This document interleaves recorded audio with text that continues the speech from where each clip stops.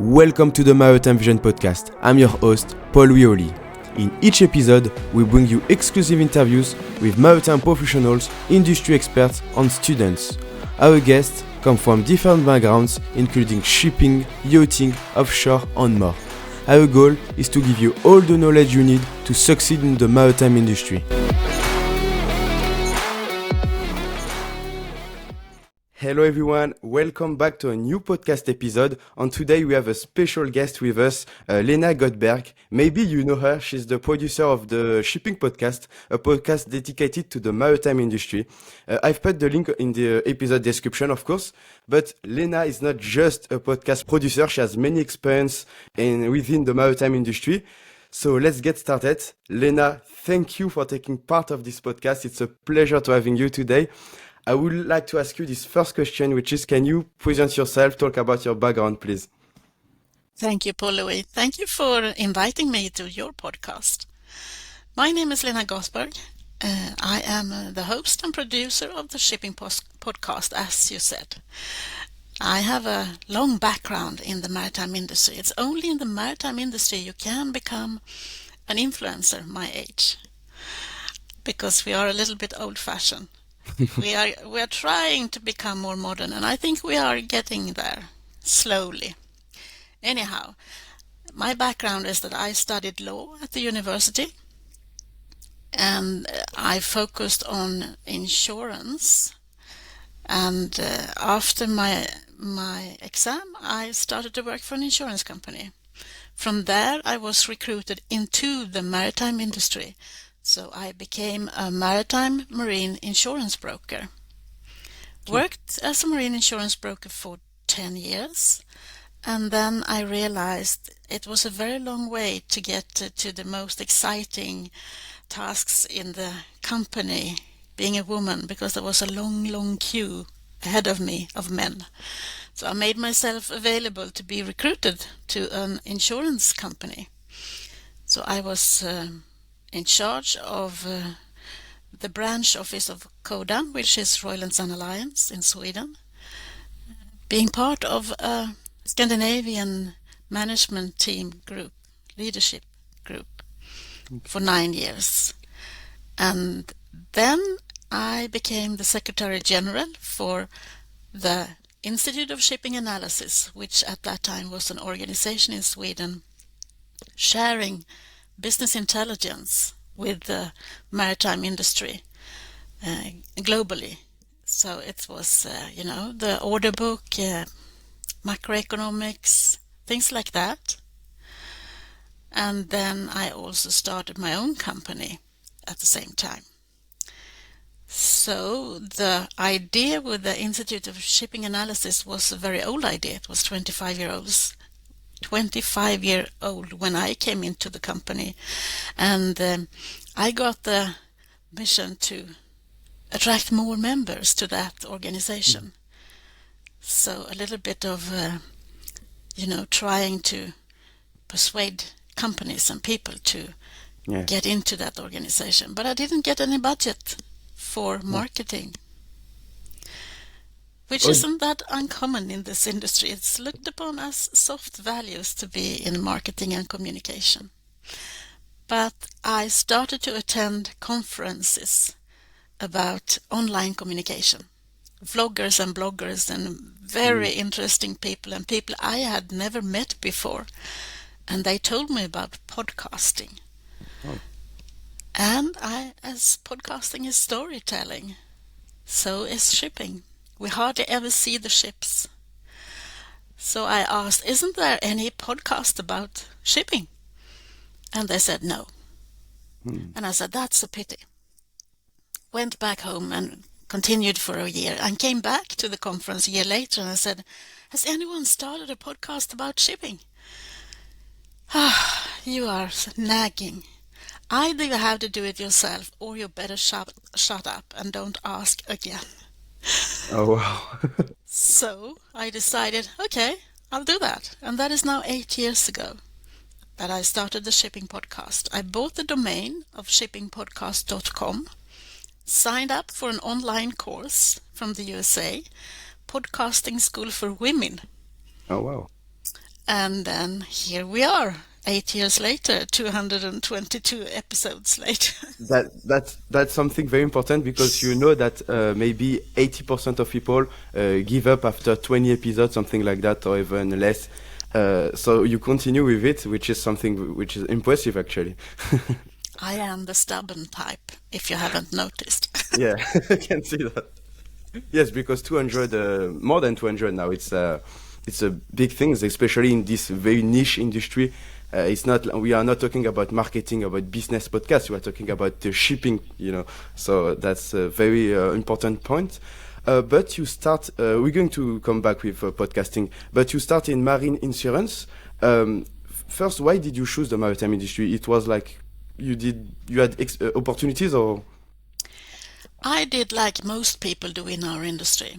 I stumbled upon it, that famous banana leaf, when you slip into something that you Yeah. really didn't expect to do. So it was by accident. Okay. I was recruited by someone who understood my potential, and it happened to be the maritime industry. Wow, nice. So, what about your first experience as a? So you say maritime insurance broker, Marine insurance broker, it's the name marine. of that. Okay. Yeah, it was like, I think that a marine insurance broker is buying insurance on behalf of the ship owner. Okay. I know that people would argue with me to say that I was a seller, but I think being a marine insurance broker, you need to, together with the ship owner, discuss what kind of risks do we have, Mm.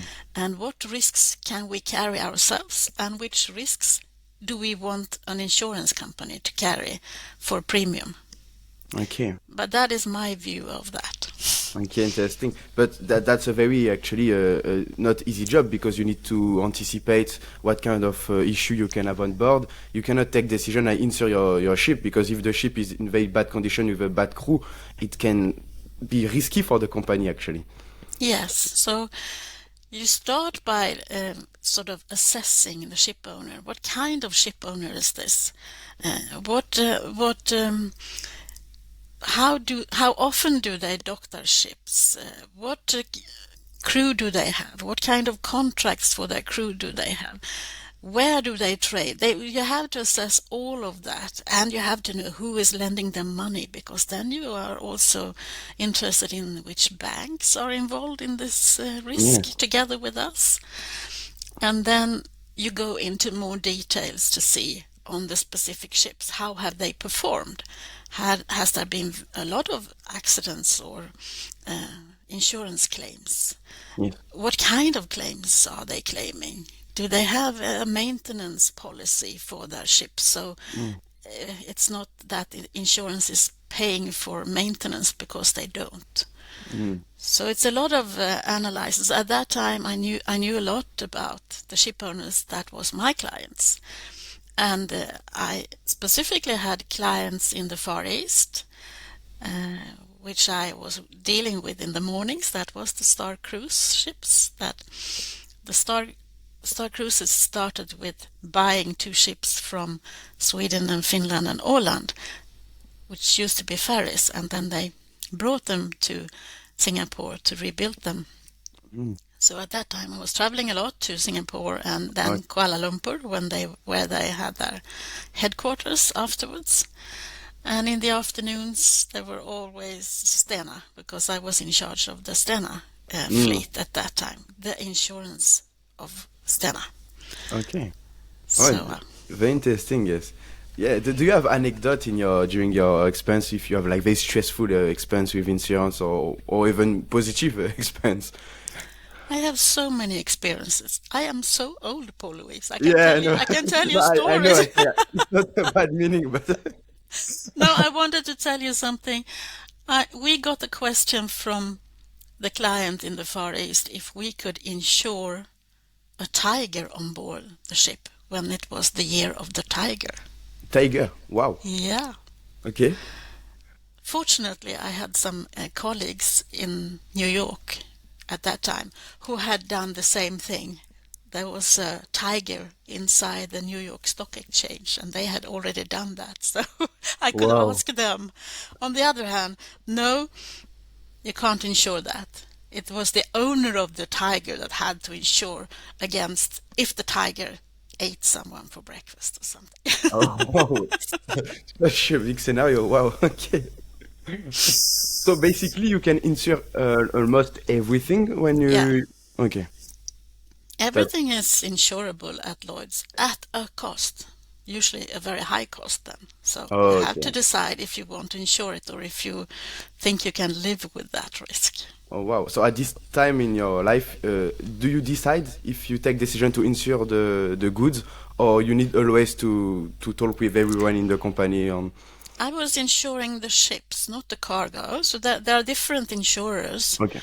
but I was insuring the hull, sort of the actual ship. Yes. So it's like a car insurance when you drive around with your car. The engine can break, or you can maybe you bump into someone. But there is also P&I insurance, protection and indemnity, and that was not my field. But I was insuring the hull. Yes, I did take my own decision. So there was always a negotiation. Ship Mm, owners love to negotiate. I So you imagine. need to know your who you are negotiating with. That is important. Okay. And you're talking about ship owner. What about ship management company? Because I worked as a yacht manager, and most of time we take care of, calling the insurance company and take care of everything. Yeah, usually the ship manager can take care of the insurance claims if that is in the contract between the ship owner and the ship manager. Yes. Okay. Okay, it's good to know. Okay, interesting. So, so that's your experience in insurance. So you said 10 years, if I have good memory. Yeah, yeah, Okay. And then later you decide to create your own business, yeah, which you're doing right now, of course. yeah.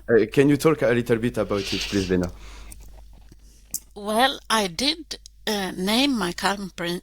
I did name my company Gigs because I do different gigs. Yeah, it was funny when I seen on LinkedIn. I said, "Is it the name of the company or the?" Okay, it's the name of the company. Okay, nice. Why this name? Because of the gigs economy. I think I do assigned different assignments depending on what the client wants. Sometimes it's about communication, as I have sort of stepped into that role lately. Yeah, you have experience now. Sometimes it's other things. And I know a lot of people in the maritime industry, as you can understand after 222 episodes. Yeah. So it's a lot of, yeah, people are asking me about recruitment, they're asking me about advice on different things and so on. But I also have one assignment which I have had for a long time, which is um, with the city of Gothenburg, where I live, and this area, they are supporting an organization that works with broadband and connectivity. Mm, Sounds boring, but it's probably the same problems. It's, you don't see it. It's only when it breaks that you are getting upset. It's the that's true. same story as with Ever Given. No one talks about shipping, but until Ever Until Given then, is you have. stuck. That's true. Yeah. It's the same with your phone. You don't think about how it works until it doesn't work. And in Gothenburg, where I live, we have the entire community of automotive. So Mm, all the brands of different cars, their software developers are in Gothenburg. So I get to meet them. And also Ericsson has their 5G mm. office developing for their global portfolio in Gothenburg. So Okay. I get to see them, I get to listen to them, I organize a lot of events for them, and I learn so much. And the latest things is healthcare. Mm, So we have, you have life science and then you have tech. And now it's sort of matching together into health tech, which is very interesting wow. with AI and all of that. So I learned so many new things. Wow. It's very. So I imagine you travel a lot. You need to. Yeah, I used to, at least before the pandemic. Then Oh I yeah, had to learn how to use these kind of online tools, but I yeah. still travel. Not That, as much because I've been traveling a lot in my life. so you told us you work for the board member at the Swedish Maritime Administration. What is that? I have no idea. Oh, you haven't? No. So the Maritime Administration, it's the governmental run authority for maritime industry in Sweden. So they take care of, pilots, for instance, are employed by the Maritime Administration. Also, they do a lot of, the icebreakers are under their control. They are doing the charts for the sea. They are measuring how deep is it here and so on, and Mm. making sure that they are okay. So there are a lot of, the maritime business in Sweden, which is run by the government, is run by the Swedish Maritime Administration. Okay. Okay. So okay, that makes sense now. Because Okay. I'm not living in Sweden, so No, that's why I don't know. But it's very good to know. it's different in different countries. Yes. So no worries at all that you didn't know what it was. So what was your position in this board member? So what exactly is your mission on? Well, being a board member of the Swedish Maritime Administration was very, it was interesting to see because there Mm. was a lot of political people there, sort of, um, and I think we were three people that came from the maritime industry, one representing the port, one representing cargo, Volvo, Yeah. and I represented, I think, the industry and also being a woman in the maritime industry. Mm. So, as a woman in the maritime industry, how do you? It was at the now maybe it's easier. I have no clue. But I mean, before it was quite complicated as woman. I imagine. Yes, uh, Mm. that I can tell you stories about. Yes. Go ahead. Yeah, for sure. My first meeting with this ship owner in Singapore, uh, I wasn't allowed to sit around the table. I was the woman in the room. I sat on a chair behind the table until lunch. Then I was the guest of honor. So I was sitting next to the oldest gentleman in the room. Okay. Then we went back into the room where we had the meeting, and I was seated behind, not around the table. That's Oh. interesting. Now we're talking about early 90s. Oh wow. Because yeah, it's and now currently it won't be the case. Hopefully. No, Yeah. no, no. It's such a different way now. I think we're still struggling. For I sure. have been a member of the international organization called Vista International, that is Women's International Shipping and Trading Association. It's an international organization with women in more than 55 countries, still working together, trying to spread the word. And we have to realize that, being a woman in Sweden, being a woman in the maritime industry in Sweden, it's easier than being a woman in the maritime industry in Ghana or in Yeah. Nigeria or in. People So said that. there is difference, and in an international organization you have to find common ground, the things you can agree on, and go for them and try to fight for more equality in the maritime industry. But there, I have seen the change. On the other hand, I think young people today maybe thinks it's still going very slow to have the inclusion and the diversity of the workforce. Okay. Wow. But do you think if you compare with other industries, the maritime industry is like very like as a woman, is it more complicated than other industry, or it's just the question of it's the world mentality actually? I think it depends on what you compare it to. If you compare it to a hospital, maybe it's the other way around. Mm. Yeah. On the other hand, compare it to the IT industry. We are struggling with the same problems. There are a lot of men at the helm. That's true. So Yeah. we need to sort of have female role models and a different way of thinking. So I'm a change person. I would Mhm. like the entire industry to change because we need people like you. We need people, young people. We need the people getting interested and coming into our industry and helping us to develop it. Yes, yes, we need everyone actually, every profiles actually. That's completely true.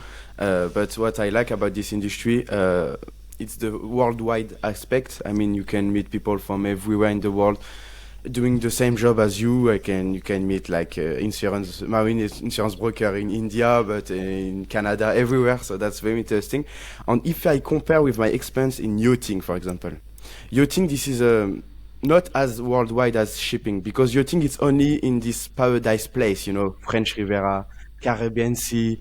Uh, but shipping is not in the pink places. It's like everywhere you have the big port. It's very industrial. And this aspect is very, I mean, I really like this aspect. That's why I switched to this industry. But brackets closed, it was. I wanted to add this point. Um, let's talk again about your podcast. Uh, You are curious, aren't you? so as you explained, you start, you train yourself. You made like one training with online training. How was your first episodes? How it goes? It was easy, complicated, frustrated. My first interview, I didn't own my own equipment. Oh, I had no idea. I just stumbled into it. And that was on board the Maersk McKinney Muller, the first of the what did they call them? The E-League? No, they didn't call them that. That was the yeah. biggest container ship ever on its Virgin journey from the Far East to Gothenburg. Okay. So when the captain left Singapore Strait, he tweeted to say, "On my way to Europe on this maiden voyage." And I replied and I said, "Are you coming to Gothenburg?" And he said, "Yes, I will be there in 5 weeks." So I replied to say, "Yeah, I will be here on the shore greeting you." And then I didn't have any idea how that would be, Oh, how wow. I would be able to do that. But meanwhile, I was signing up for this course and trying to get, to be a podcaster. So I just went on board with one of my friends who owned a microphone, Mm. and we started to talk. Oh, wow. And Captain Nils Pedersen was very, very nice, and he showed us the entire ship. And when he told me, well, I'm used to this. It's nothing new to me. I had 24 journalists on board when we Oh, when we had the ship in Far East, and we had National Geographics for one leg on this journey, and I wow. felt like, oh my God, this is my first interview. But I just had a straight face and I said, very interesting. Mm. Wow. Is this episode online? Yes, as every podcaster tells you, or every teacher of podcasting tells you, it's the first 10 episodes, you hate them afterwards. Yeah. So people usually take them down because the sound quality is so poor and you have never even tried to become an interviewer or Yeah. anything like that. But I have decided to leave them because it also shows that I have grown and I have learned. That's So true. the one with Captain Nils is still there. Oh, wow. That's a very good story. And then you continue on. It's become like a hobbies on routine as well, I imagine. So it's very beautiful.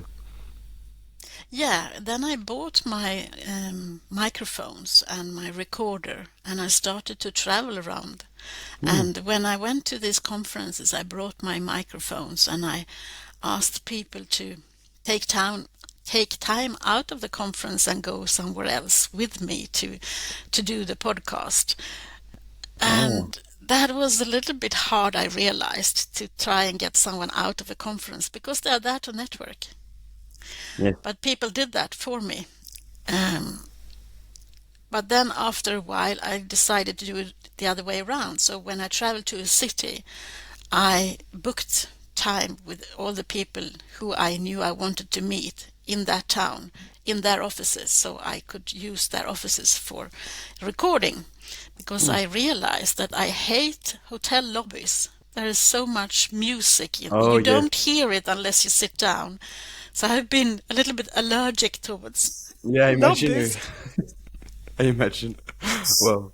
Oh, but And then, I'm mm, surprised. I didn't imagine you doing like on the field in the yeah, conference. You have your microphone. You go see someone say, "Oh, let's make a podcast episode." Wow. yeah. That okay. And then the pandemic broke. And then I Mm. realized, can I continue to be a podcaster now? Or do I have to stop this? So I discussed that with the people I know. I have a network in the podcasting industry as well. It turned out that those two ladies who was my teacher in that first class, they are now part of podcasting Hall of Fame in the US. So I've Oh. got the best teachers. Oh wow. Yes. I asked them, how do I do this? And I have an editor nowadays because it takes such a long time to edit your podcasts. So I have an editor and we decided to do, so I do all my podcasts via Zoom. Mm. The sound quality on Zoom is very good, so you can capture the sound there. And I always record myself on my recorder, so it sounds like I'm in a studio and they are remote. Okay, okay, nice, very very interesting. So you continue with Zoom, but do you have during your podcast, I can say, path, some moments you wanted to give up? I mean, it was like I don't have time, it's too complicated, or never.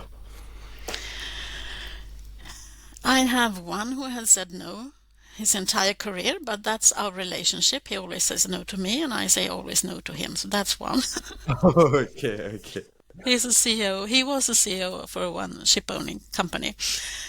Yeah, I had one episode when I was in Brussels just before the pandemic, and there were some real hotshot people there, VIPs. I wanted to interview. So I had sneaked up at the top floor of that hotel, which was very high in Brussels. And I put up my microphones and all of that. And this gentleman came in and he was so stressed out, but he had promised, so he did that. Oh, And then I put on my headset because you need to have a headset when you're interviewing because you have to hear your own voice as yes. well.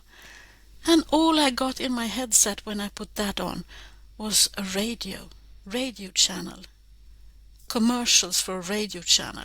And I Oh, couldn't get rid of it. There was oh, something wrong. So I had to excuse me and say, I'm sorry, we have to do this another time. And then I ran down to my hotel room and I called my teachers who contacted the producers of my recording and my microphones and so on. And we realized that I had somehow come into the same wavelength as the radio station. Probably because that hotel had sort of sneaked into the wrong Wi-Fi or oh, using wow. something. So I was very disappointed, but on the other hand, that trip was from hell because when I went home, my plane was struck by lightning. So we had to go back and change plane. So there was nothing else to expect from that journey. Oh, wow. You should be very mad at this moment because I know that when you need to schedule a podcast because it doesn't work, I had one experience like that and I was like, I was depressed. I mean, everything was set up. Most of the guests are like very busy people. They don't have time, so when they have time, you need to take this time. So I feel what you what you mean. How do you choose your guest? With my heart. Oh wow. Well, it's not that easy, but I know so many people, and as you might have realized, I ask everyone who they want to listen to the next, and usually people do help me then, Yeah, because that's if true. they have an idea with someone they want me to interview, they know them or they know how to get them, so they help me with an email and then or an introduction. But I think, I mean, I'm a tech nerd. I like new tech. I like to Mm. learn.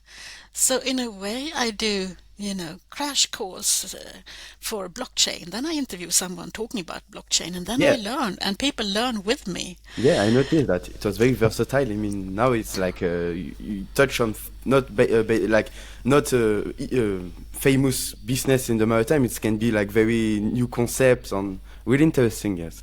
Mm, Yes, I think still it's storytelling. And when I started, I wanted the entire world to know about shipping because I was so fed up explaining that to my friends.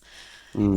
What is shipping and what do you do? And they didn't understand. And I had friends from all over the world, and my friends at home didn't understand. How can you mean? Yeah. So I started a podcast for us to promote the maritime industry to other people. Mm. And then after a while, I realized when I saw the statistics that it was downloaded in countries and places, maritime hubs around the world. So I realized, oh my God, the shipping industry is listening in to, they are eavesdropping on other people, what they are doing. So then I thought, well, maybe I should change the concept a little bit and get the new stuff that people are doing Mm. to both showcase us as an industry being very exciting to young people, I hope, but Yeah, also to have, the ones who are not the first movers to listen in to hear, this is a way you can do it as well. that's very smart. Do you have during this shipping podcast anecdotes to share? Of course, you have a lot, but something very, I mean, maybe funny or can be sad. I don't know. Yeah, I have a few. I realized I had to maybe get the numbers of my episodes if people want to listen to them. Um, I think that I did an interview with the two most famous online people in this industry, which is Captain Kate and Captain Thomas. They are on Instagram, so if you haven't followed them, do follow Captain Kate. Okay. She's in the cruising industry, female captain. And then you have a male captain. He is working for Maersk container Okay. ships. And I did interview them one by one before this. And then I realized that Captain Thomas wanted to talk to Captain Kate, but he didn't know how to get her. Oh. So I invited them, and they started to interview each other. I was just sitting there as an audience. Wow. Just a moderator, just.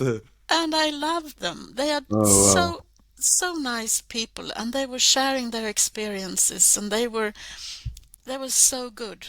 I Very, definitely, very. I Mm. definitely need to listen this episode. Yes, you do. And then also, I think when the pandemic broke and I decided to go for Zoom, first I decided I need to interview people who I will not meet in real life. So I started with a woman in the port of Yokohama in Japan because maybe I will not travel there.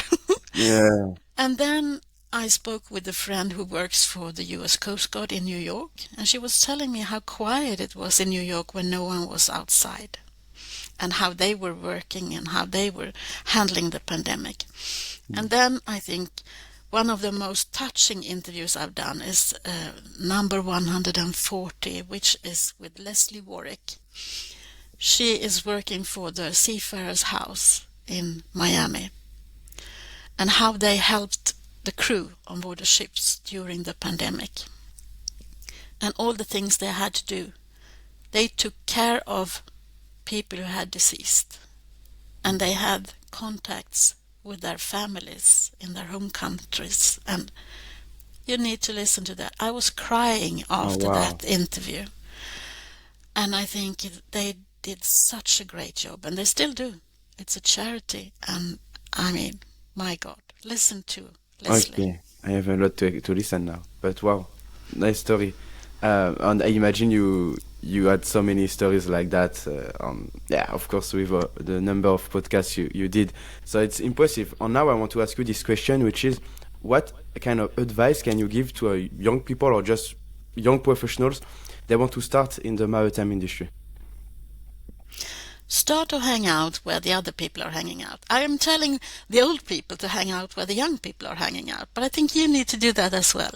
You Mm. need to start networking, because when you build your network, you never know when you're gonna need an advice from someone or someone to help you with something. For instance, opening doors for podcast interviews or something like that. Okay, good But example.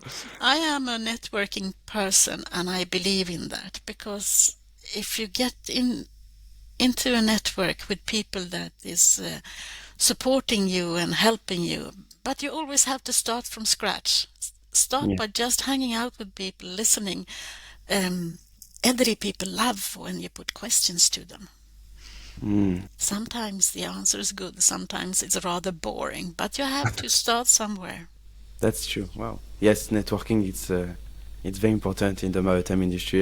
Yeah, I'm completely agree with that. It's not easy, especially when you are young. You see these senior people, they look so confident, and you are like, oh, wow, I don't know what to say. I'm useless in this room. They were your age at one time as well. Yeah. But just, I mean, there are always things happening, sort of open to everyone. Ship owners have some conferences or free to attend and things like that. Just go there and see what's happening and tell me all about what you want to change afterwards. Wow. Very powerful, very powerful. Do you have something else you want to add? I'm done with all the questions in my side, but if you want to share some insight, something, you are, you can do it now. Thank you. Well, I don't know what I want to share. I love talking to young people. I get a lot of feedback from young people. My podcast is downloaded in more than 200 countries now around the world. So it's about 8,000 downloads every month, which I find interesting. It's interesting to have a podcast. I mean, we can do this from our homes Yeah, and we can do whatever we want, and that's no true. one can tell us what not to do. That's true. On the other hand, there are always people who have not as good intentions as we have, who can also podcast. Mm, So I think it's important to, when we are in the time of fake news and things like that, to start following people that you think have something to say or some who's standing up for something, and then make your own opinion about what they're talking about. And yeah, keep listening to your podcast, Pauline, and to mine. yes, for sure. Thank you for the little advertising. But that's completely true. And for people who don't follow the shipping podcast, everything is on the description. Because you know my listeners, it's the beginning for me. They come from most of them. It's my classmates, my teacher. I start to build a little bit my network, but yeah, that's I think important to know other podcasts. And yours is very interesting. Most of them know it. And you know when I go to Apple Podcasts, you see all the maritime podcasts. You have DNV, Maritime Impact, all these podcasts. Very interesting. But I think you are the only person who have your own podcast because most of them this is like corporate company podcast to promote a little bit their company. But you doing for your own. I mean, it's your podcast. There is no company name behind. That's No, very good. there isn't. Not yet. No, I don't want to. When I started my podcast, I asked for sponsorship from people, and since I know so many people, it was very easy for me to get sponsorship for each and every episode. But I realized I can't find the time to do promoting or selling each and every episode to all these different people because it takes too long. Yes. So I'm now trying to build a platform where a lot of big companies instead are sort of standing behind me, but not telling me who to interview and how to do this, because I Okay. think that is my secret sauce, is that I decide and I choose what I want to talk about. Right now, I am in the middle of something I've never ever had an interest in before, and that is bottom paint. Bottle paint. Bottom painting on a ship Oh. and anti-fouling, and Oh. how that is also something in this sustainable story that we need to think about. But so now I know everything about painting a ship. Yes. Wow. So it's so different. It's very nerdy, But I think it's also very interesting because they also need young people. They need people who is studying chemistry and wants to get into our industry. As you know, we have big shortage right now in the industry. It's very complicated to attract new people. That's why you need to give more visibility to the maritime industry because we have a big lack of it. It's 90% of the goods in the world, shipping. That's why. Thank you, Lena. It was a pleasure to having you. I spent very good time with you. I wish you all the best. Thank you, Paul-Louis, for having me, and don't hesitate to come back. Yes, thank you. Have a very nice day. Best of luck with your podcast. Thank you. Thank you very much. Bye-bye. Bye. Thank you for listening and watching this episode. We are looking forward to bring you more inspiring stories from maritime professionals, experts and students. Do not hesitate to leave a review on Apple Podcast and subscribe to the YouTube channel. Your support means a lot to us and it greatly helps in our continuous growth.